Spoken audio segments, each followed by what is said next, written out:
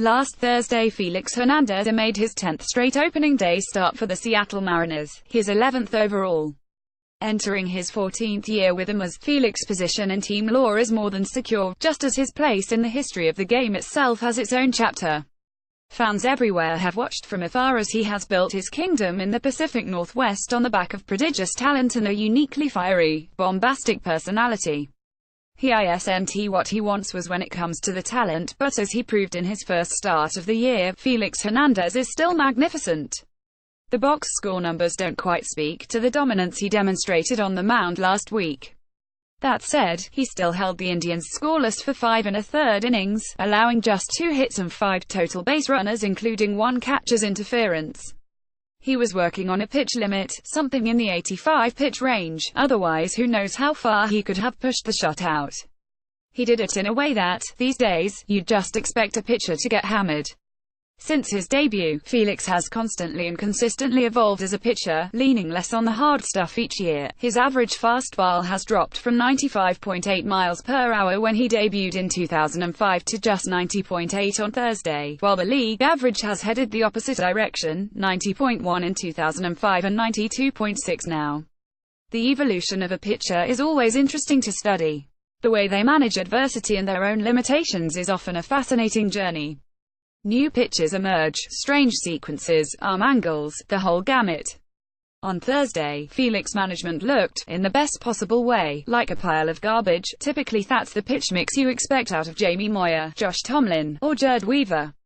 Your typical trash tosser who gets by on guile and deception. The type of guy who never had the velocity to just blow batters away, so they have to embarrass them in a different way, get in their heads, and work mostly with off-speed pitches. Admittedly, this is what Felix has become. He's been a time starter in the majors for over a decade, so his arm is a relatively old 32. But what is so amazing about him is that, unlike the players mentioned above, he once had the stuff to be truly, untouchably dominant. Felix's fastball, change-up combo brought to him a Cy Young in 2010, a perfect game in 2012, and has built the bulk case for a Hall of Fame bid when all is said and done. Though he doesn't have that raw ability anymore, he's learning to live with a different repertoire of pitches. Perhaps part of it was the Indians' own wrong approach, but watching the game he just had them guessing from the get-go.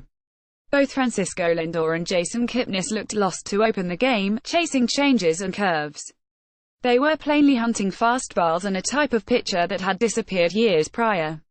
And the whole team kept at it, too. 9 of the 20 batters Felix faced saw 3 pitches or less, and of the battles he did give into, the only really hard-hit ball came after a 7-pitch at-bat facing Kipnis, resulting in a long single. When he got the chance, he utterly devoured weak hitters.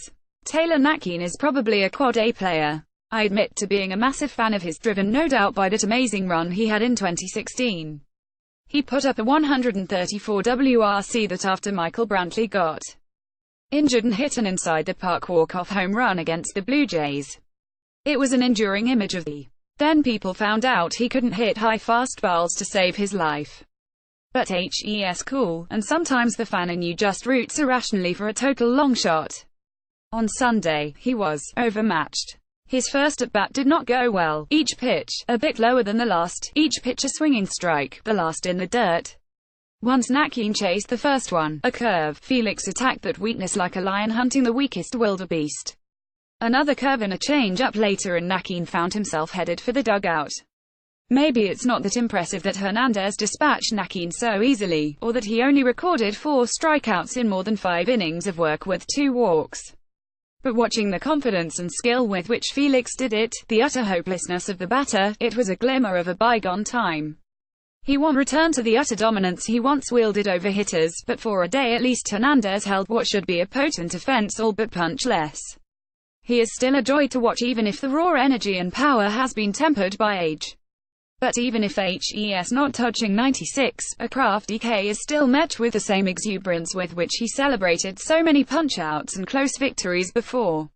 He's one of a kind, truly a king among men. Merritt Rolfing marvels at baseball and writes about it at Beyond the Box Score, then focuses on just the Indians at Let's Go Tribe. Toss him a follow on Twitter at Merrilunch for top baseball analysis.